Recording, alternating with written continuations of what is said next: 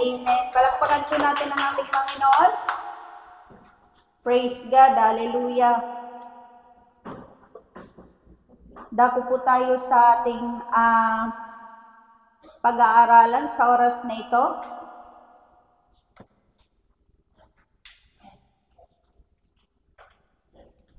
Bago po muna yun, may tanong po muna ako sa inyo. Sino po dito yung mga nanonood sa inyo ng drama sa TV? Siguro, lalong-lalo na, kapag K-drama, siguro mayroon pong nanonood dito. Ako po, pag ako ay nanonood sa mga ganyan, gustong-gusto ko yung final ending. Kasi doon na nire-reveal yung bida, yung kanyang sarili, or di kaya naman doon na ipinapakita ng bida na talagang nung una inaapi siya or di kaya parang inaano siya ng mga kontrabida. No? Tapos sa bandang huli yung bida bumabawi. Or di kaya naman nire-reveal niya ang kanyang sarili. At tayo naman, excited po tayo kung ano po ang mangyayari sa ating bida. Di po ba kapag tayo nanonood, no? Kasi po, ang ating pag-uusapan is may kinalaman sa mga ganyan. Na kapag sinubaybayan mo yung kanyang istorya ng buhay, ay hanggang dulo ay talaga namang matatouch ka. At kahit ikaw lang mag-isa ay mapapaiyak ka. Di po ba? Ang ating pong pag-uusapan ngayon ay nga po is dito po sa Genesis chapter 45 verse 1 to 15. Hindi na po ito lingid sa atin. Kilalang-kilala na po natin ito. Ito po ay gustong-gusto ko din na character sa Bible. Sapagkat ano man ang kanyang pinagdaanan ay nanatili siyang matatag. Amen po? Dito po sa Genesis 45 verse 1 to 15. Ito po ang pamagat po dito ay nagpakilala na si Jose. Kilala naman na po natin si Jose, di po ba? So dito po sa verse 1, ang sabi po dito, hindi na mapigil ni Jose ang kanyang damdamin. Kaya pinaalis niya ang kanyang mga tagapaglingkod na naroon.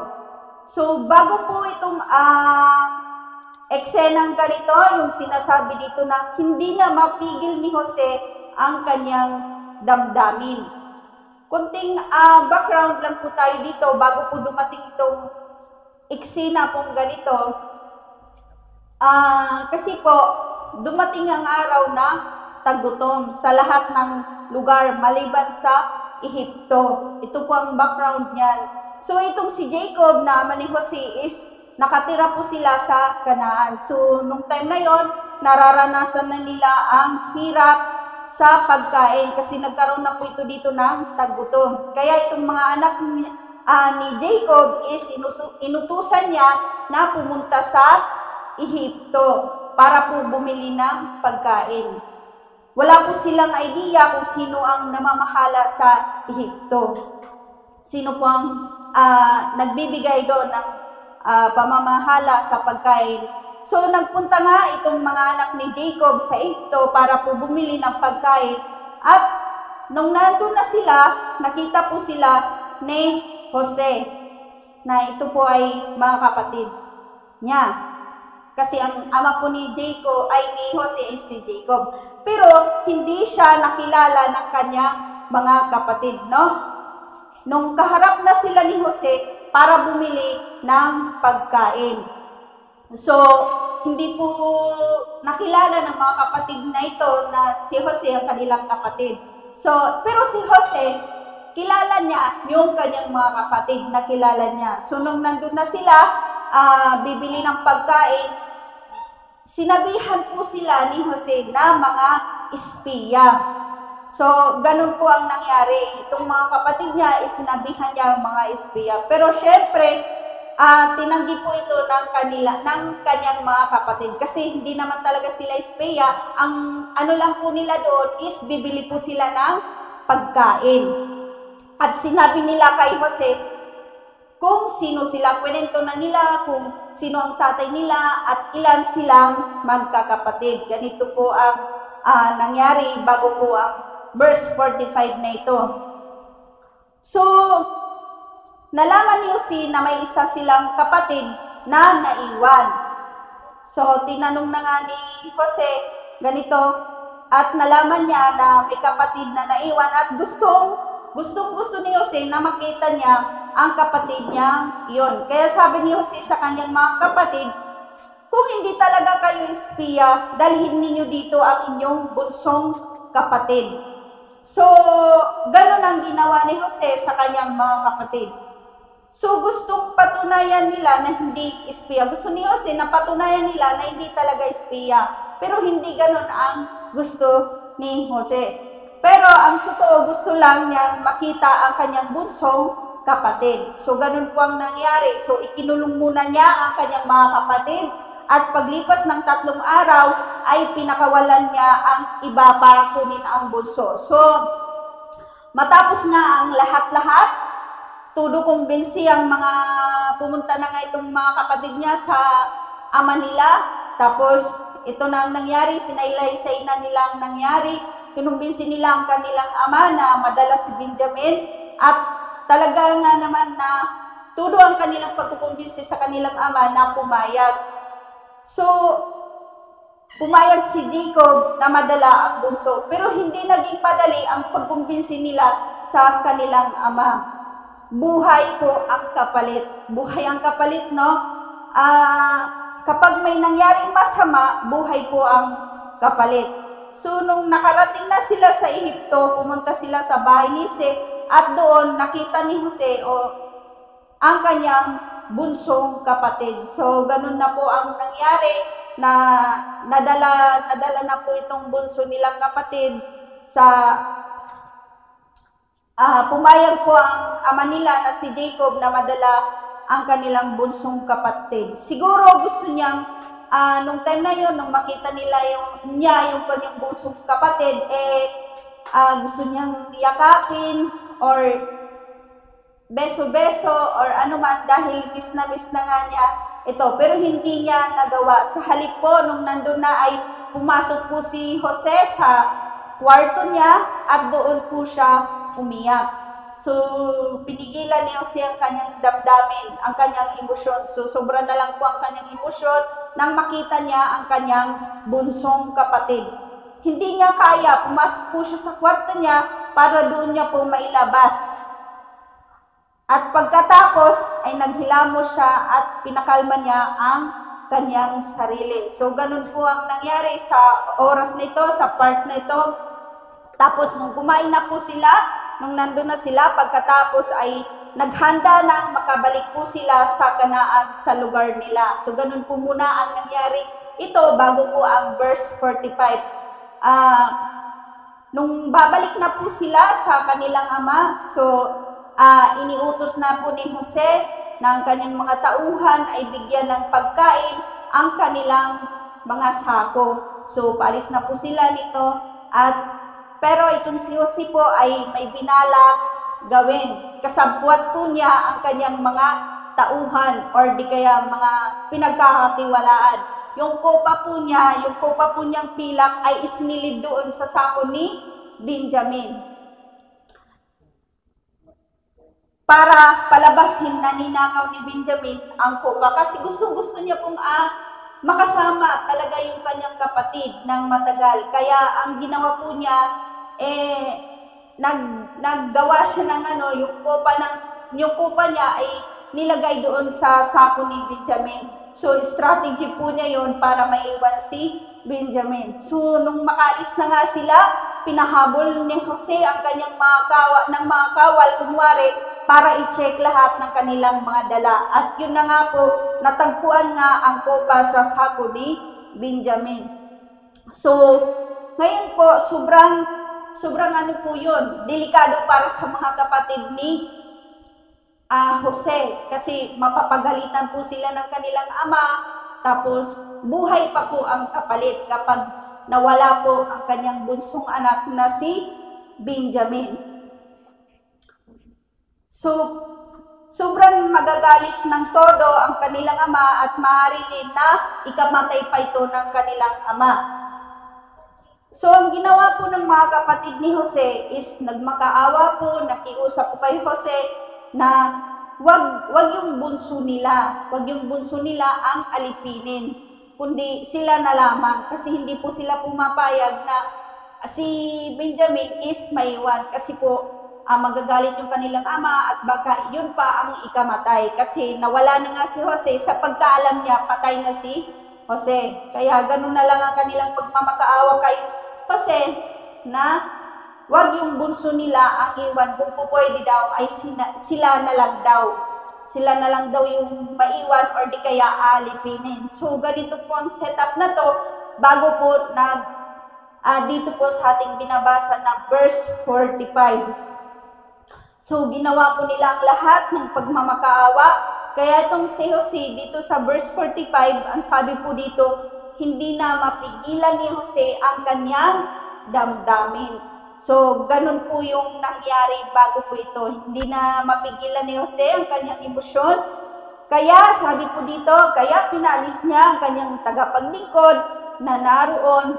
Nang sila na lamang naroon, ipinagtapat ni Jose sa kanyang mga kapatid kung sino talaga siya. So, nireveal na ni Jose yung kanyang sarili, yung kanyang pagkatao. Ganun po ang nangyari dito. So, sa lakas ng kanyang iyak, narinig siya ng mga Ehipsyo. Grabe, no? Iyakin pala itong si Jose. So, hindi pala, kayong mga lalaki, hindi pala na nakakahiya na kayo ay umiyak din. Di po ba? So, gano'n kaya kalakas yung iyak nitong si Jose? No? Sabi po dito, sa lakas ng kanyang iyak, narinig siya ng mga Ehipsyo. Kaya't ang balita ay mabilis na nakarating sa palasyo. So, noon pa man ay uso na ang marites. Mayroong pakpak na balita, no? So, dito sa verse 3, sabi po niya, ako si Jose, ang pagtatapat niya sa kanyang mga kapatid.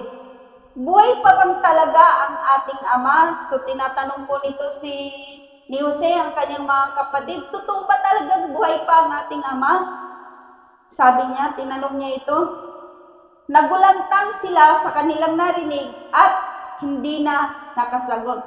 Kasi sino ba naman mag-aakala ang kanilang gustong patayin, ang kanilang inihulog sa balon at ibinenta ay kaharap na nila ngayon. Sino pong mag-aakala na nabuhay pa? No? So, ganito po.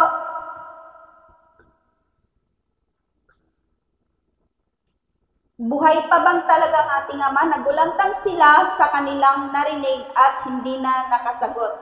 So, natameme po sila, hindi po nila akalain, hindi po nila ini-expect na ganon. Sabi po dito sa verse 4, lumapit kayo, sabi ni Jose. Lumapit nga sila at nagpatuloy siya sa pagsasalita. Ako nga si Jose, ang inyong kapatid na pinagbili ninyo sa Ehipto. So, pinapaulit-ulit dito ni Jose na talagang pinagdidiinan niya na ako ang inyong kapatid, ang ipinagbili ninyo sa Ehipto. Nandito ako o buhay pa. So, ganun po, hindi po makapaniwala ang kanyang mga kapatid. Talagang sobrang na-shock sa atin po. Halimbawa, na-experience nyo na po ba, may nagbalita sa inyo na talagang nagulantang kayo, na na-shock kayo? Halimbawa po, may dumating, nagbalita, oy ganito, nanalo si Sister Daisy ng 1 milyon. Praise the Lord. Di po ba masasyak po tayo? Di kaya talagang yung puso natin, hindi natin alam gagawin natin. So, ganito po ang nangyari sa mga kapatid ni Jose. Talagang natameme sila, hindi nila alam ang gagawin, or talagang shock na shock po talaga sila. Dito po sa 5, ngunit huwag na ninyong ikalungkot ang nangyari. So, itong si Jose, hindi man lang po natin nakitaan na nagtanim po siya ng galit sa kanyang mga kapatid, no? Talagang andun yung kanyang, ang pagsama ng Diyos sa kanyang buhay ay talagang nandun.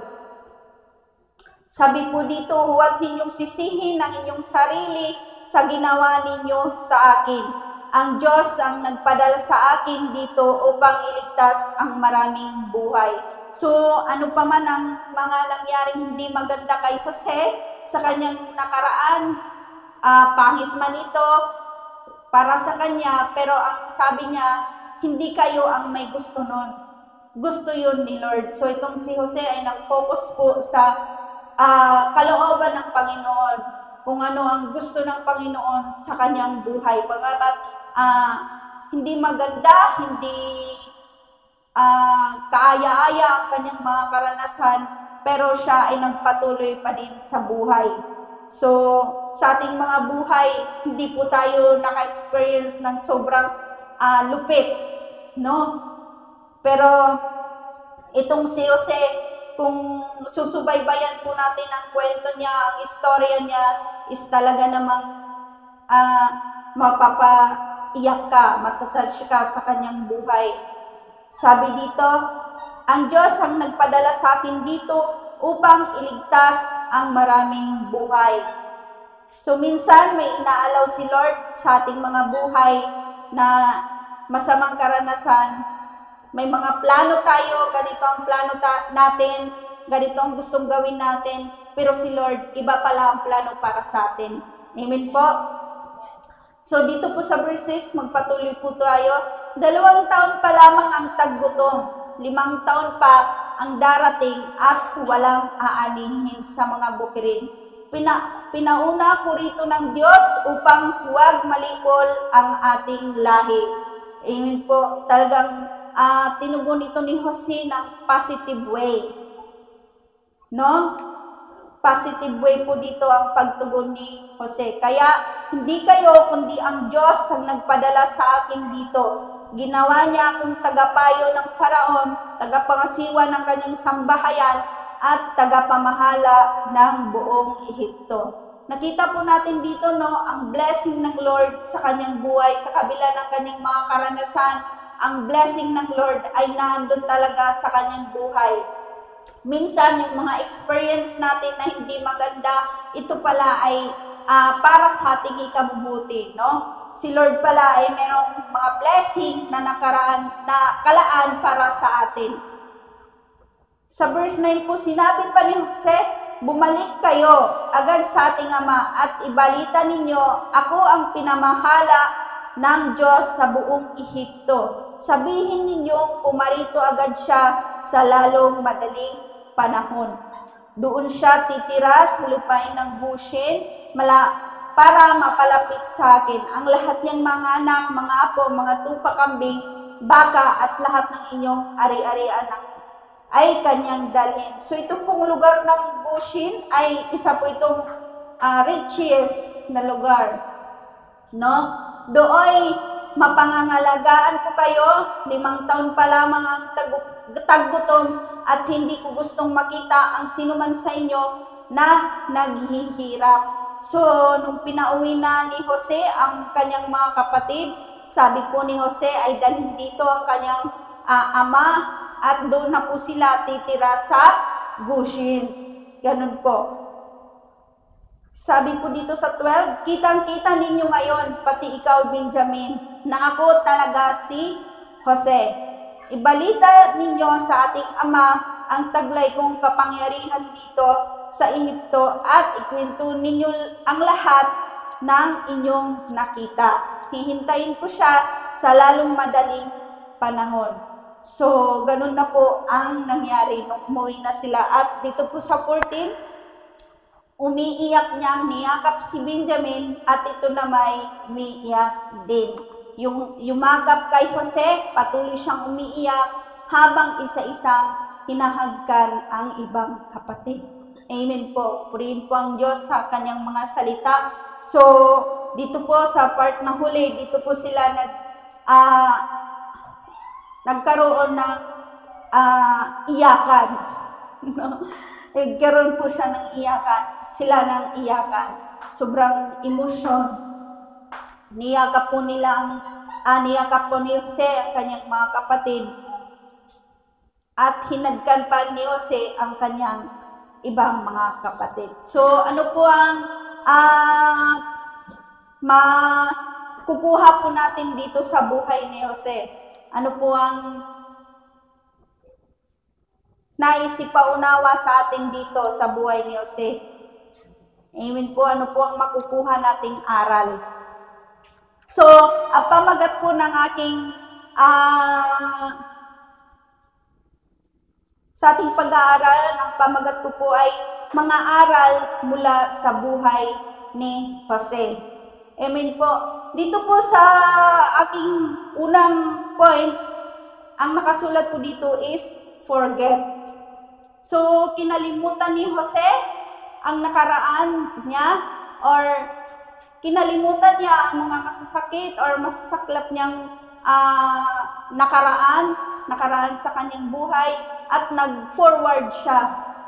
Patuloy siyang lumakad sa Panginoon. Dito po sa Filipos 3:13, ang sabi po dito, sa atin din naman mga buhay, dapat ganun po ang gawin natin. Dito po sa Filipos 3:13, sabi po dito, mga kapatid, hindi ko pinapalagay na nakamit ko na ito, ngunit isang bagay ang ginagawa ko habang nililimot ko ang nakaraan. At sinisikap na marating ang layunin nais kong makamtan. So, sabi po dito, nililimot ang nakaraan. Hello? Nililimot ko ang nakaraan. So, lahat po tayo ay may mga past na nangyari. Hindi maganda or maganda. No? Sabi po dito, wag po tayong manatili sa nakaraan. Sa sakit ng kalooban na hanggang ngayon, dala-dala mo pa. Amen po. Sabi po dito ni Apostol Pablo, limutin natin ang nakaraan. Ano man po ang mga nakaraan natin, hindi po maganda. Sabi po dito ni Apostol Pablo, sikapin po natin limutin. Di po ba? Kasi meron po, ika nga ng mga matatanda, halimbawa na lang na, merong matandang dalaga, no? Ika nga ng matatanda naku, hindi yan nag-asawa kasi bitter yan. Nadala yan ng past niyang boyfriend, niloko siya. So may mga ganun po, no, na talagang dinadala-dala pa nila yung pait ng kahapon. Talagang yung bitterness, lahat ng mga lalaki ay sinumpanan niya. Kaya naman tumanda na siyang dalaga. No, may mga ganun po na hindi po sila makalimot sa kanilang nakaraan. Pero ang sabi po dito ni Apostol Pablo, limutin po natin ang ating mga nakaraan. Mga past, mga masasakit. Kung ikaw man ay nasaktan, kung ikaw man ay naabuso o anuman mga naagrabyado, limutin na po natin ito bilang tayo ay mananampalataya na sa ating Panginoong Hesus. Amen po? Wag na po nating dala-dalahin pa yan hanggang ngayon. Limutin na po natin ito. At ang sabi pa po dito sa Isaiah 43 verse 18, ang sabi po dito, ito ang sabi niya, ilibing mo na sa limot at huwag nang alalahanin pa ang mga nangyari noong unang panahon. Amen po. Ito po ang sabi, ilibing mo na yan. Ano pa ba yung mga dinadala-dala mo ng mga past mo? Na hanggang ngayon, dala-dala mo pa. Ang sabi po dito sa salita ng Diyos, ilibing mo na yan sa limot. Amen po. Kasi kapag dala-dala mo pa yan hanggang ngayon, kunwari, bata ka pa, naabuso ka, or di kaya sinasaktan ka ng mga magulang mo hanggang pagtanda mo, nagtanim ka ng galit sa magulang mo. Hindi po yun maganda. Di po ba? Kaya sabi po dito sa kanyang mga salita, ilibing na po natin sa limot ang ating mga hindi po magaganda mga nakaraan. Amen po. At sabi pa po dito sa Efeso 4:31, alisin na ninyo ang lahat ng sama ng loob, puot at galit. Huwag na kayong mambubulyaw, malalait at mananakit ng damdamin ng kapwa. Amen? Alisin na ninyo ang lahat ng sama ng loob. Sino po sa mga nakaraan natin, ang mga past natin, sino po ba ang nagkaroon tayo ng sama ng loob? So sabi po dito, alisin na po natin ito. Puot at galit. Amen po. Huwag po tayong mabuhay sa nakalipas or sa nakaraan. Kung noon pang nangyari yon, dapat ilimutin na natin at dapat ito ay ilibing na natin sa limot. Di po ba? Kasi kung itong si Joseph, hindi niya kinalimutan or di kaya nabuhay lang siya doon sa nakalipas niya, sa tingin po ninyo, maggaganda kaya ang kanyang buhay kung hindi niya sinunod ang Panginoon? Amen po. So sabi po dito, iwasan na po natin ang alisin na ninyo ang sama ng loob. Kung meron mang nakasama ng loob, yung kapitbahay mo, inano ka ng kapitbahay mo, inaano ka ba? Di po ba? Puot, galit, huwag na kayong mambubulyaw, manlalait o mananakit ng damdamin ng kapwa. So ito po ang sinasabi ng Panginoon sa ating mga buhay.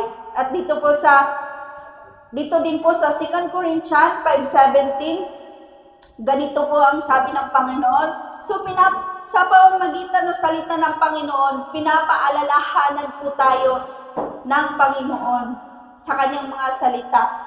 Kaya't kung nakapag-isa ka na kay Kristo, ang isang tao, isa na siyang bagong nilalang. Amen. Bagong nilalang na po ba tayo? Amen.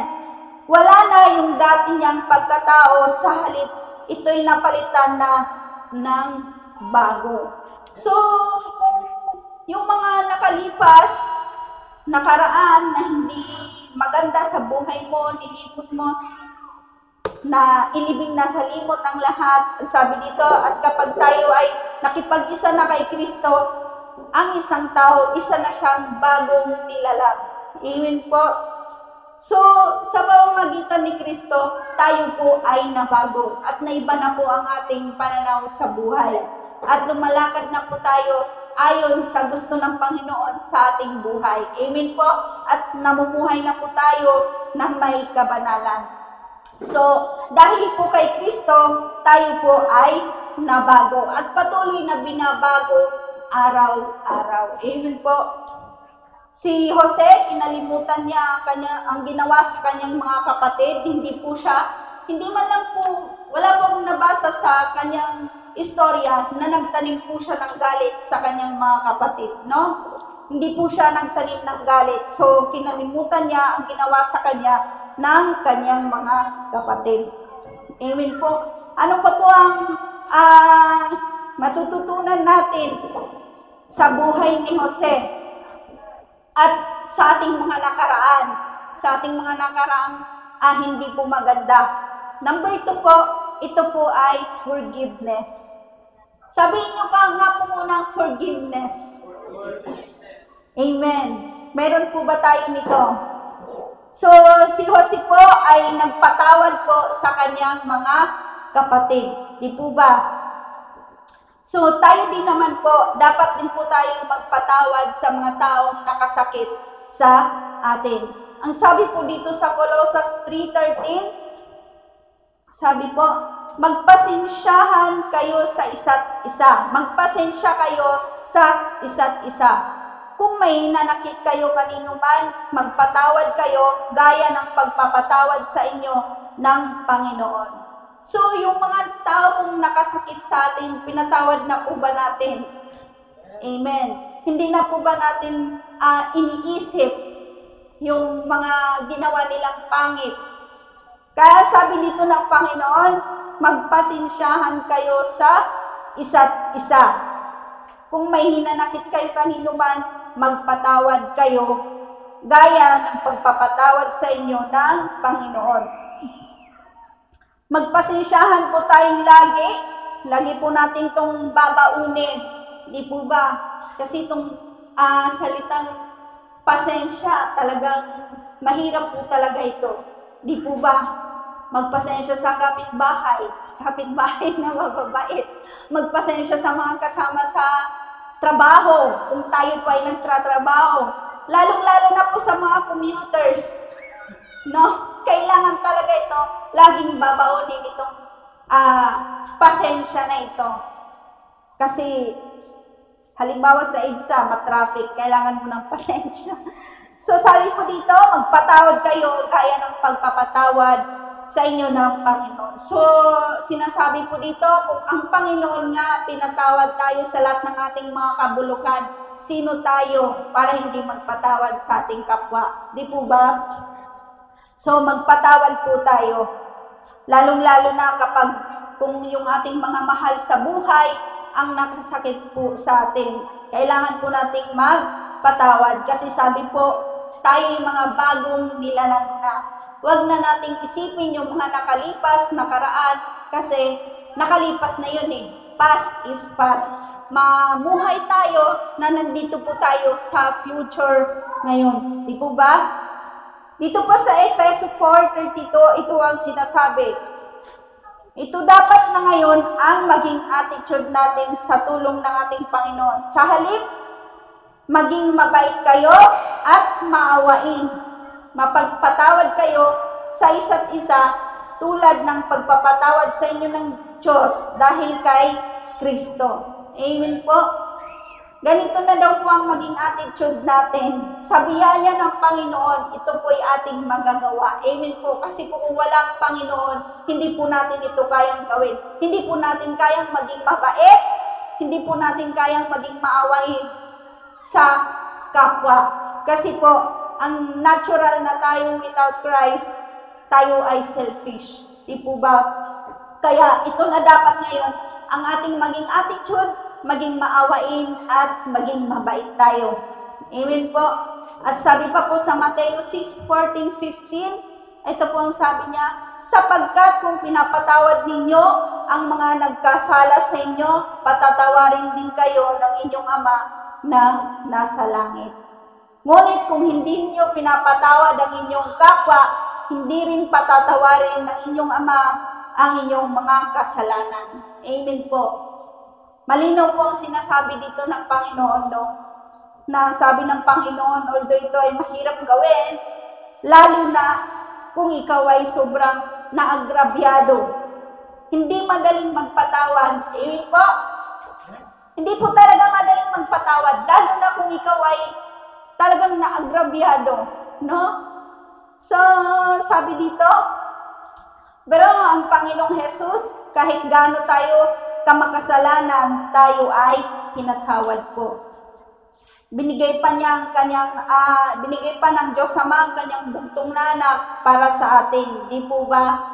Kaya sino tayo para hindi magpatawad sa mga nakasakit sa atin, sa mga past, sa mga nakaraan natin? Di po ba? So, we must to forgive po para ma-experience natin ang peace of mind. Tapos, ang ating kalooban ay magkaroon ng healing, ang ating mga puso ay magkaroon ng healing sa ating mga nakaraan na hindi maganda. Kailangan natin magpatawad. Katulad sa ginawa ni Jose, dito po sa verse 15, basahin po natin dito sa verse 15, patuloy siyang umiyak habang isa-isang hinahagkan ang ibang kapatid. So si Jose, pinatawad niya ang kanyang mga kapatid, kasi kung hindi po niya pinatawad ang kanyang mga kapatid, hindi po niya magagawa ito. No? Yung yayakapin, diba? Pinatawad ni Jose ang kanyang mga kapatid. Amen. So dito po sa last na ating points, ang sabi po dito, move on and learn. Mag-move on na tayo at matuto tayo sa nakaraan natin. Amen po. Dito po sa Genesis 45 verse 5, ang sabi po dito, Ngunit huwag na ninyong ikalungkot ang nangyari. Huwag ninyong sisihin ang inyong sarili sa ginawa ninyo sa akin. Ang Diyos ang nagpadala sa akin dito upang iligtas ang maraming buhay. So, move on and learn. Huwag na ninyong sisihin ang inyong sarili, sabi ni Jose. Mag-move on na tayo. Tapos na ang nangyari na nakaraan. Nakaraan is nakaraan na. Mag-move on na. Wala na. Nakalipas na yon. Mag-move on na lang tayo. Ito'y alam ng Diyos o kalooban ng Diyos. Ang Diyos ang nagpadala sa akin dito upang iligtas ang maraming buhay. Amen po. So, ganun po ang naisiparating na ni Jose sa kanyang mga kapatid. Huwag nang ibalik yung mga nakaraan. Yung nakaraan is nakaraan na. Amen po sa ating mga buhay. Kung ano man ang mga naranasan natin na mapait, masaklap, o hindi maganda, mag-move on na po tayo. At matuto tayo doon. So, nakita po natin, no, ang buhay ni Jose, trials turn to blessings. Di po ba? Ganun po ang makikita natin sa buhay ni Jose.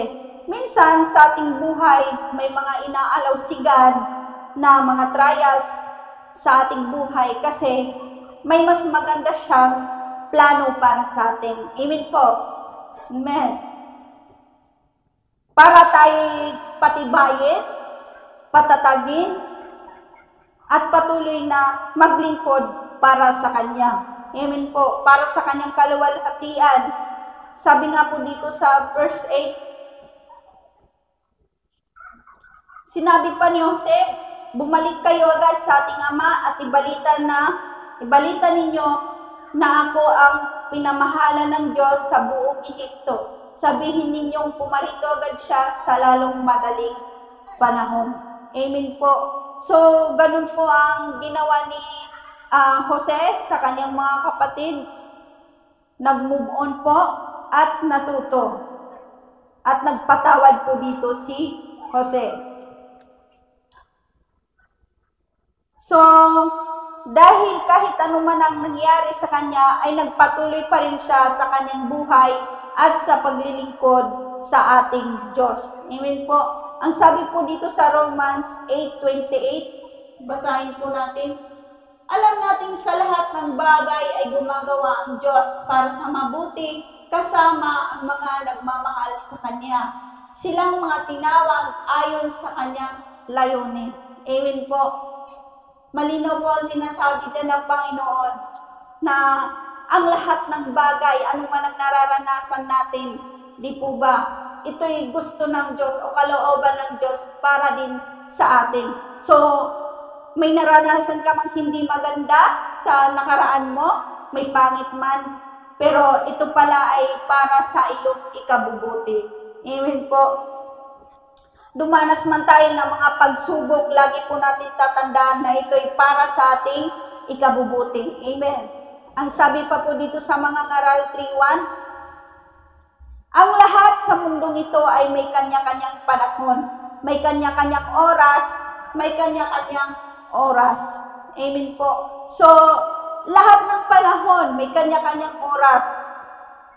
Nakaranas ka ng hindi maganda, masakit, pero nakaraan na yon, oras mo yun noon. Pero ngayon, ito ka na ngayon.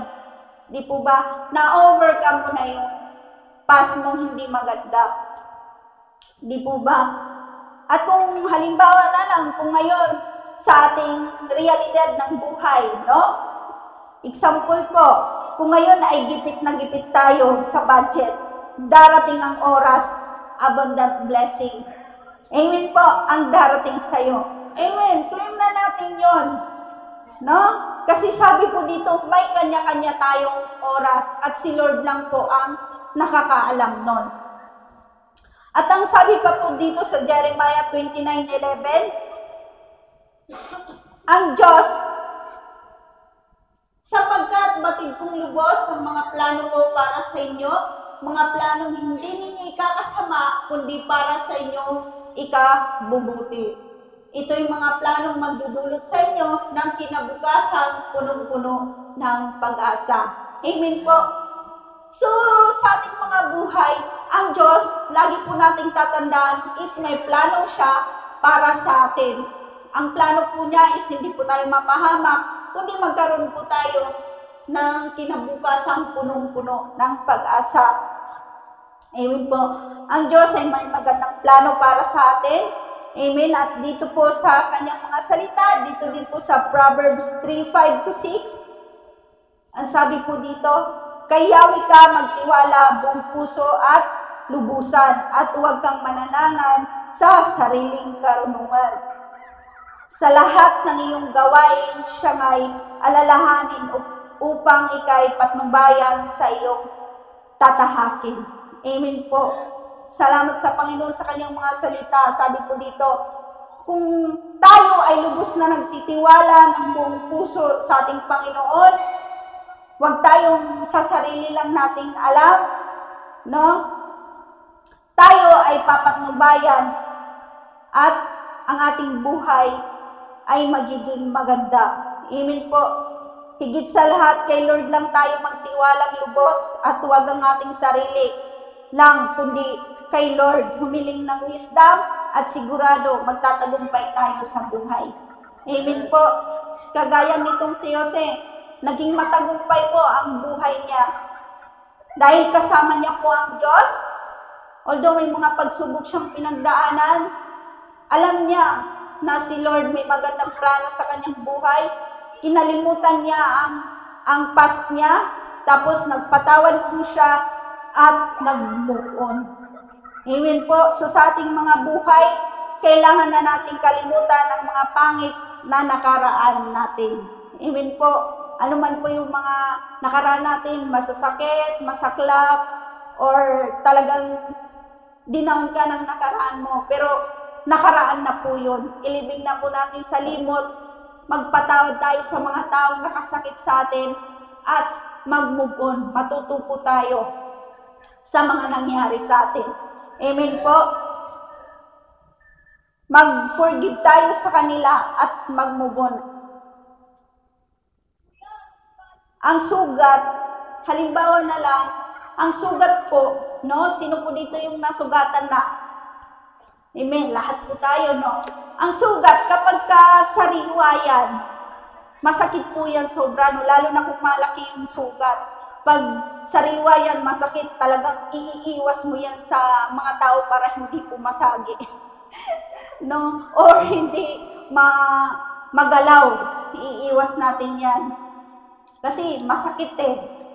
So, ganun din po sa ating mga buhay. Nung sariwa pa ang sugat is masakit. Pero darating ang araw, yung sugat na yan is magiging peklat na. No? Na kapag peklat na po yan, kahit dut-dutin mo ng dut-dutin yan, hindi na masakit. So, tayo sa ating mga buhay, nakaranas man tayo ng hindi maganda, hindi maayos yung mga nakaraan natin, ito ay peklat na po ng ating buhay. Maalala natin, nandiyan nakikita natin, pero hindi na masakit. Amen po. So, yung ating mga nakaraan is isang peklat na po yan, kaya dapat na natin wala nang sakit sa ating mga kalooban. Amen po.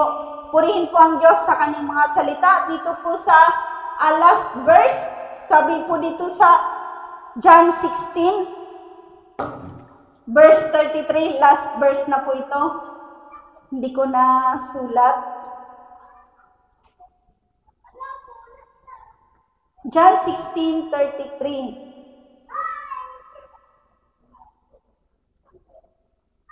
Andiyan po ba? Iano ko na lang sa English. Sabi ko doon sa English, hindi ko din po makita dito. John 16, sabi po dito sa English, in this world, you may have trouble. Amen po. But take courage. I have overcome the world. Ayan na. I have told you this is so that in me you may have peace. In this world, you will have trouble. Amen. Sa mundong ito, sabi naman ng Panginoon, makakaranas ka ng kapighatian. But take heart, I have overcome the world. Amen. Magpatuloy lang tayo sa Panginoon kasi ang lahat ng mga yan is napagtagumpayan na ng ating Panginoon. Ang mahalaga, tayo po'y nagpapatuloy sa Panginoon, tayo naglilingkod sa Panginoon. Ang lahat ng dumating sa ating mga pagsubok, ang Panginoon ay lagi nating kasama at hindi niya po tayo pababayaan. Na-overcome na ni Lord ang lahat ng bagay dito sa mundo. Amen po. Purihin po ang Diyos sa kanyang mga salita. Yun lamang po. Palakpakan po natin ang ating Panginoon.